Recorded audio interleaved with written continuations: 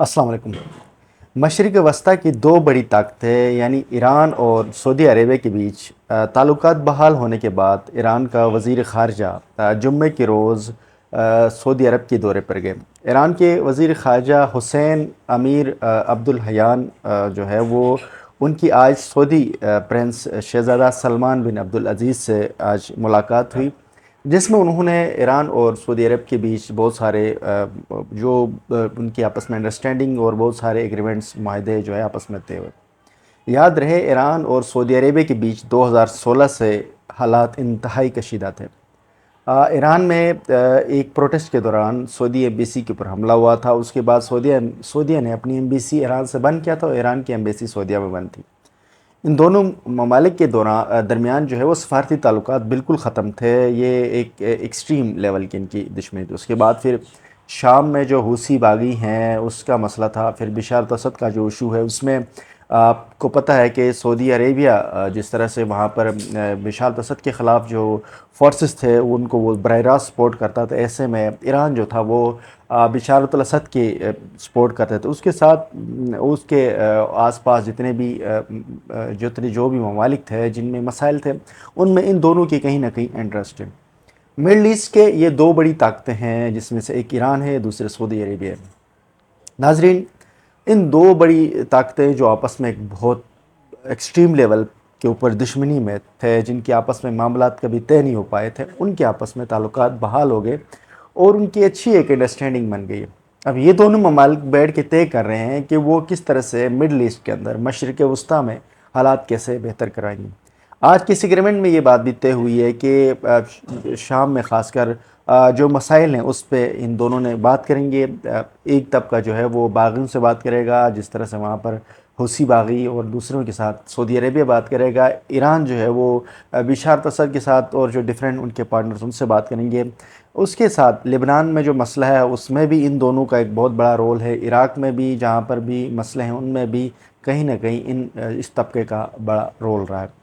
ان لوگوں نے آج یہ بہت ساری چیزیں اس کے حوالے سے طے کی ہیں جو آئندہ دنوں تک پیش آئیں گی، کیونکہ ایرانی وزیر خارجہ جو تھا وہ جمعے کے دن سعودی عرب پہنچے تھے۔ اس کے بعد کل ان کے سعودی وزیر خارجہ سے ملاقات رہی، پھر آج جو ہے سعودی عربیہ کے ولی عہد شاہ سلمان بن عبدالعزیز، ایک بہت پاورفل بندہ ہے، آپ کے شاید علم میں ہو کہ اس نے سعودی عربیہ کے میں خاص کر ان کا ایک بڑا ٹیک ہے، بڑا کنٹرول ہے۔ اب ناظرین، اگر ہم کمپیئر کر لیں پاکستان کے ساتھ، کیا پاکستان کی اوقات اتنی ہے کہ وہ اپنے معاملات خود دیکھ لیں؟ ایران اور پاکستان کے بیچ گیس پائپ لائن کا بہت عرصے پہلے معاہدہ ہوا، تقریباً آج سے کوئی 20-25 سال پہلے، شاید اس سے بھی زیادہ، ایگزیکٹلی ڈیٹ تو مجھے یاد نہیں، لیکن ایک بہت بڑا معاہدہ ہوا ہے بہت عرصے سے۔ ایران کی طرف سے یہ گیس پائپ لائن جو ہے بارڈر تک بنی ہوئی ہے اور یہ گیس پائپ لائن کا کام کمپلیٹ ہو چکا ہے۔ اس کے ساتھ پاکستان کی طرف سے کسی قسم کی پیش رفت نہیں ہوئی۔ گزشتہ دنوں پاکستان نے ایران سے اس معاہدے کو ختم کرتے ہوئے یہ اعلان کر دیا کہ امریکہ کا ہم پہ پریشر ہے کہ ہم یہ معاہدہ پورا نہیں کر سکتے۔ ناظرین، پاکستان ایک ایسا ڈھکوسلا ملک ہے اور پاکستان کا نظام ایسا ایک ڈھکوسلا اور یعنی مراسیوں کا ایک مجموعہ ہے۔ یہاں پر بیکاریوں کا ایک گروپ ہمیشہ حکومت کرتا ہے جو باہر سے بھیک مانگ کے لاتے ہیں اور عوام کے اوپر ٹیکسز لگا کر غریبوں کا خون چوس کے اس ملک کو چلاتے ہیں۔ آج تک اس ملک نے اپنے پڑوسیوں کے ساتھ کبھی تعلقات اچھے بنانے کی کوشش نہیں کی۔ ہزاروں میل دور امریکہ اور ان کے حواریوں سے ہم نے تعلقات بنانے کے چکر میں ہم نے اپنے پڑوسیوں سے دشمنیاں ناپی، جس کے نتیجے میں آج ڈالر 300 کے قریب ہے یا 300 سے اوپر ہے، پیٹرول 310 کا ہے، یعنی کہ کوئی بھی چیز انفلیشن 40% سے اوپر ہے۔ دنیا کا سب سے گٹھیا ترین اور سب سے مہنگا ترین ملک بن گیا ہے۔ ایک غریب آدمی اپنے بھوک اور افلاس پوری نہیں کر سکتا، لیکن ہمارے تعلقات امریکہ اور اس کے حواریوں سے ہونا ضروری ہے۔ ناظرین، پاکستان جیسے ملک میں جب تک اپنے پڑوسیوں کے ساتھ، ایران کے ساتھ، سعودی عربیہ، ایران کے ساتھ، افغانستان، انڈیا، چائنا، رشیا، ان کے ساتھ تعلقات جب تک پاکستان بہتر نہیں بنائے گا تو ہمارے ملک کے مسائل حل نہیں ہوں گے۔ اس ملک کے اندر تقریباً 65 سے 67% طبقہ جو ہے وہ یوتھ کے اوپر مبنی ہے، یعنی 67% نوجوان ہے پاکستان میں، لیکن ان نوجوانوں کی میجورٹی بے روزگار اور معاشی طور پر غیر مستحکم۔ یہ نوجوانوں کو اگر آج رات کو بھی ویزا مل جائے تو اس نے ملک چھوڑ کر باہر بھاگنا ہے۔ ایک ایسے ملک جو قبرستان کا منظر پیش کر رہے ہیں. ایک ایسا ملک جس کی مثال ایسی دی جا سکتی ہے کہ ایک سمندر میں کوئی کشتی ہے جو ہر طرف سے سونامی کی لپیٹ میں ہے اور وہ کبھی بھی کچھ بھی ہو سکتا ہے. ناظرین، پاکستان کی صورتحال بالکل ویسے ہی ہے، لیکن اس صورت سے نکالنے کے لیے آج تک ہماری حکمرانوں کوشش نہیں کی. سعودی عربیہ اور ایران کے حالات دیکھ لیں، جہاں پر ایک دوسرے کی ایمبیسیز تک نہیں تھی، ایمبیسیز بن ہوئے تھے، ایک دوسرے کے سخت ترین حریف، باوجود ان کے معاملات طے ہو گئے. اس میں چائنا کا ایک بہت بڑا رول ہے، رشیا کا ہے، لیکن پاکستان وہ نمونہ ملک ہے جو آئی ایم ایف کے چنگل سے باہر نکلنا نہیں چاہتا. ہمارے ملک کے اوپر آئی ایم ایف کے ڈکیت مسلط ہیں. گزشتہ 70 سالوں سے آئی ایم ایف کے ریفرنس ریکمنڈیشن پہ آنے والے ڈکیت اس ملک کو چلاتے ہیں، اور ان ڈکیتوں نے ملک کو تباہ و برباد کر دیا.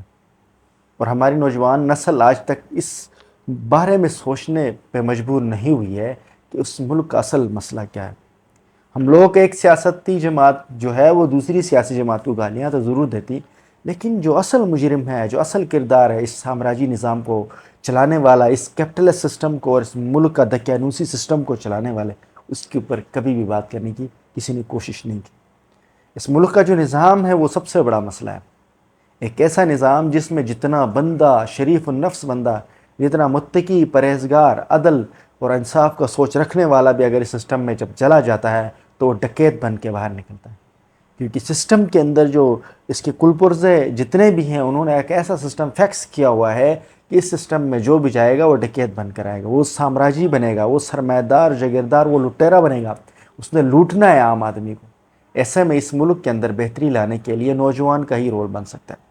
پاکستان کی تقریباً 60 سے 67% تک آبادی نوجوانوں پر مشتمل ہے.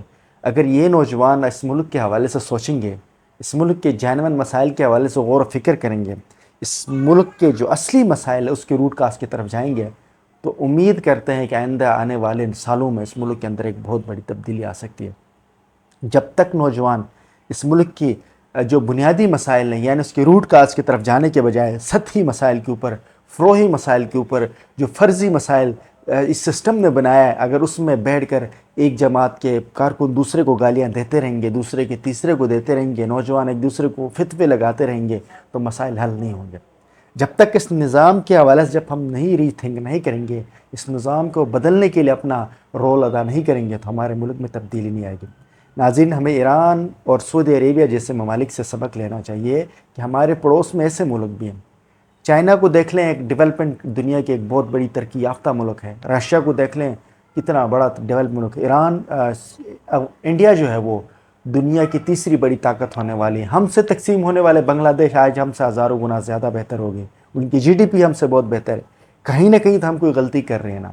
یہ مومن کی نشانی ہے کہ وہ ایک سوراخ سے بار بار نہیں ڈستا، لیکن ہم لوگ ہیں کہ گزشتہ 75 سالوں سے اسی سسٹم سے ڈس رہے ہیں، لیکن آج تک اس سسٹم کی تبدیل کرنے کے لیے ہم نے کبھی نہیں سوچا.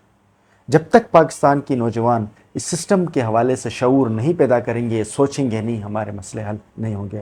نیکسٹ ویلاگ تک کے لیے مجھے اجازت دیجیے. اللہ حافظ.